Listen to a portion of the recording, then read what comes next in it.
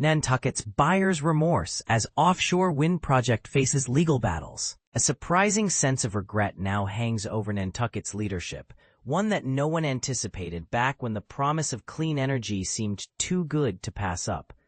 How did the nation's first major offshore wind farm become such a source of frustration for the island? Let's dive into the controversy unfolding on this iconic Massachusetts shore. Looking back, Nantucket's decision-makers honestly wish they could rewind the clock and rethink their involvement with Vineyard Wind, the massive renewable energy project situated just 15 miles from their scenic coast. During a recent select board meeting, a strong consensus emerged. Signing the August 2020 agreement with the project's developers was, in hindsight, a significant misstep. Dawn Hill, chairwoman of the select board, the governing body of Nantucket, didn't mince words when she explained, "These turbines are much larger, more visually disruptive, and pose greater environmental risks than anyone had imagined." She pointed specifically to concerns about potential harm to the environment if equipment should fail. That 2020 agreement served as Nantucket's official green light for the wind farm and fulfilled Vineyard Wind's obligation to consult with the town, a necessary step given Nantucket's federal designation as a National Historic District. This status means regulators and project developers must seek the town's input on new ventures threatening its protected character. It all seemed by the book at the time. But hindsight is always clearer than foresight. According to Greg Werkheiser, the island's legal counsel, anyone who has ever crafted a big contract wishes years later that they could go back, armed with new information, and renegotiate.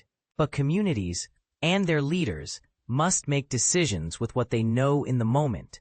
Tensions have only grown as, according to officials like Hill and Werkheiser, Vineyard Wind has fallen short on numerous commitments.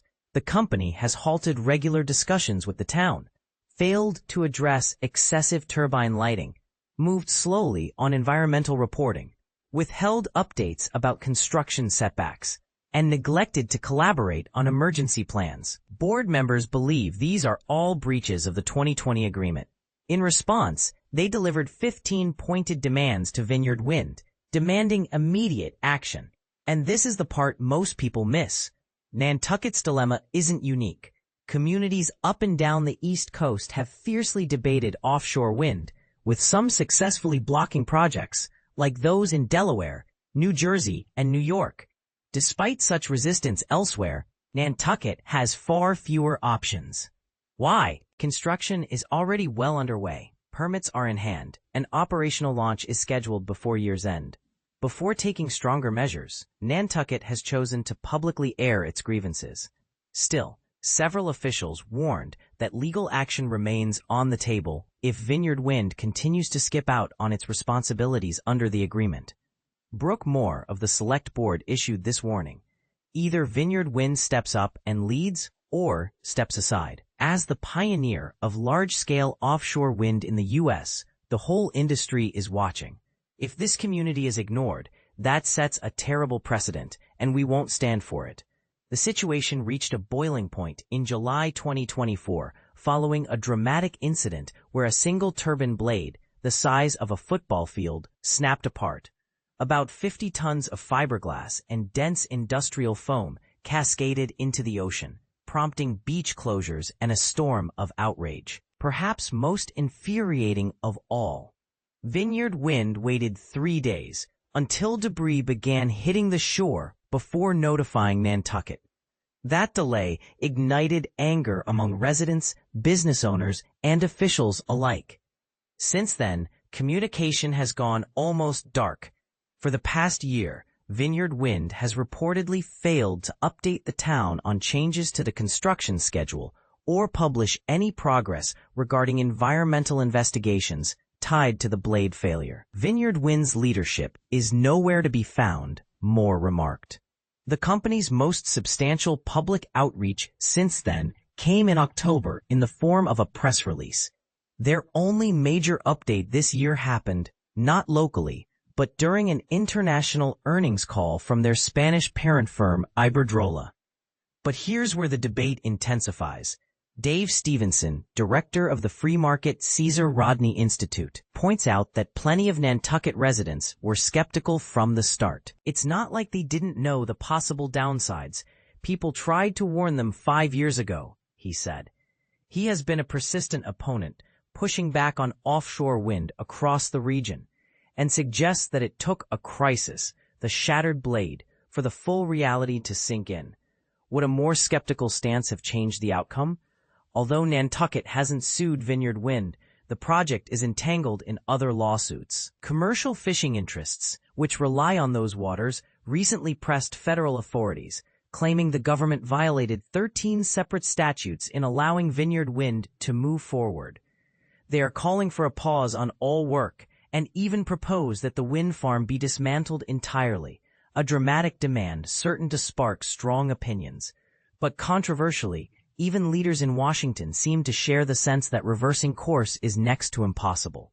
While the Trump administration has blocked new offshore wind projects since taking office, they've chosen not to halt existing ones like Vineyard Wind. There isn't a simple legal way to just stop them, Interior Secretary Doug Burgum acknowledged. On the other side of the aisle, the Biden administration celebrated approving the Vineyard Wind project in May 2021, just months after taking office. When finished, the sprawling wind farm will feature 62 turbines with an output of 880 megawatts, enough to power some 400,000 homes. State officials, including Massachusetts Governor Maura Haley, have championed the environmental benefits, touting cleaner air, savings for consumers, and meaningful progress toward net zero goals. So, what's your take? Is Nantucket's buyer's remorse an unfortunate miscalculation? Or a cautionary tale for towns weighing the risks and rewards of big green energy projects? Should Vineyard Wind be forced to meet every town demand, or is some disruption the unavoidable price of progress? Share your thoughts, especially if you see it differently, in the comments below. This is one debate no community can afford to ignore. Nantucket versus Vineyard Wind, legal threats, environmental backlash. Imagine your peaceful coastal town, known for its pristine beaches and dark starlit skies, suddenly threatened by a massive industrial project. That's the reality facing Nantucket, and they're not backing down. Nantucket is drawing a line in the sand with Vineyard Wind, threatening legal action over broken promises, persistent light pollution, and a perceived lack of accountability. This week, Nantucket officials held a press conference, making it clear they're fed up. The select board and town attorneys are demanding significant changes from Vineyard Wind, the company behind the 62-turbine offshore wind farm, currently under construction off the coasts of Martha's Vineyard and Nantucket. Their grievances? A laundry list of issues, including poor communication, the constant glare of unactivated aircraft detection lights, and a general feeling that Vineyard Wind isn't taking their concerns seriously. When Vineyard Wind arrived in our community 7 years ago, they made many promises to the public, federal and state governments, and to Nantucket, stated Select Board member Brooke Moore. Our messages this morning are clear to Vineyard Wind. We say, lead or leave. But here's where it gets controversial. The heart of the issue seems to stem from a broken turbine blade in July 2024. This incident resulted in thousands of fiberglass pieces scattering into the ocean, with much of the debris washing ashore on Nantucket's beaches. The incident triggered a federal investigation, adding fuel to the fire. While accidents happen, the real problem, according to Nantucket officials, is Vineyard Wind's subsequent silence and lack of communication. They claim this silence violates a good neighbor agreement signed in 2020, designed to ensure open dialogue and collaboration. Greg Werkheiser, the town's special attorney for offshore wind, emphasized the seriousness of the situation. The town retains all of its options, which could include litigation to enforce the agreement. In other words, Nantucket is prepared to sue if Vineyard Wind doesn't address their concerns. The town has presented Vineyard Wind with a list of 15 demands, many centered around improved communication. They want to be promptly notified of any future blade issues, receive responses to their questions within 3 days, and get monthly project updates. They're also demanding access to any reports relevant to the wind farm within a week of their submission to government agencies. To ensure compliance, Nantucket is proposing a hefty $250,000 fine for each violation of these communication protocols. And this is the part most people miss. It's not just about communication. It's also about money. Nantucket is demanding $20,000 per day for every turbine that doesn't have its aircraft detection lighting system activated.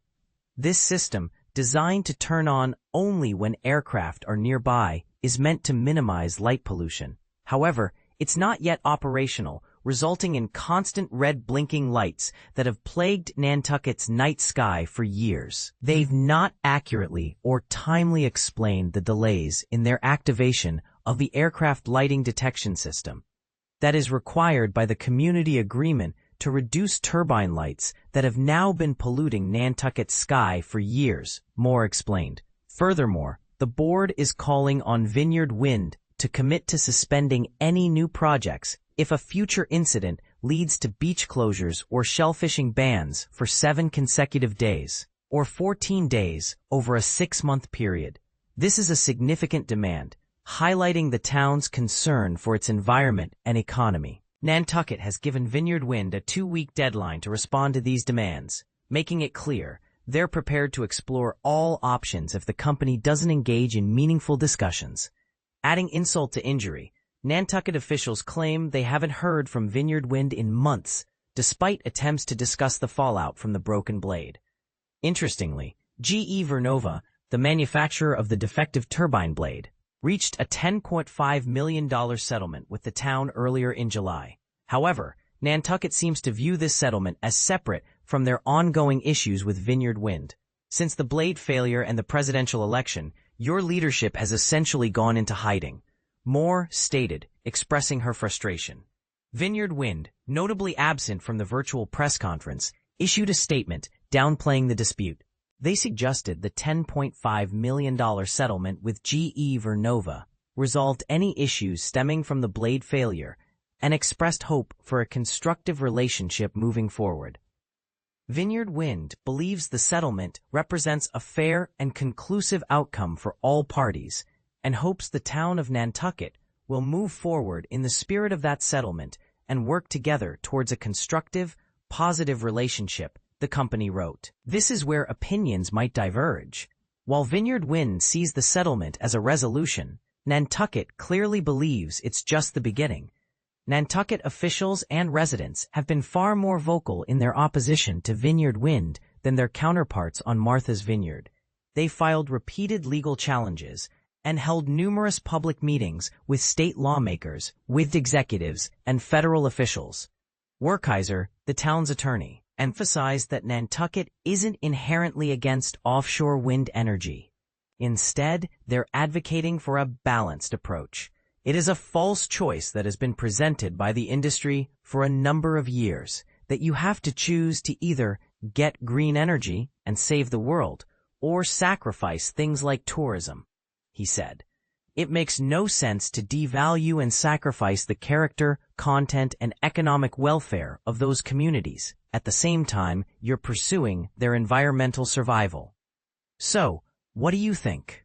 Is Nantucket being unreasonable in its demands, or is Vineyard Wind failing to adequately address legitimate concerns? Can renewable energy projects and coastal communities coexist harmoniously, or are these inherent conflicts that are impossible to resolve? Share your thoughts in the comments below.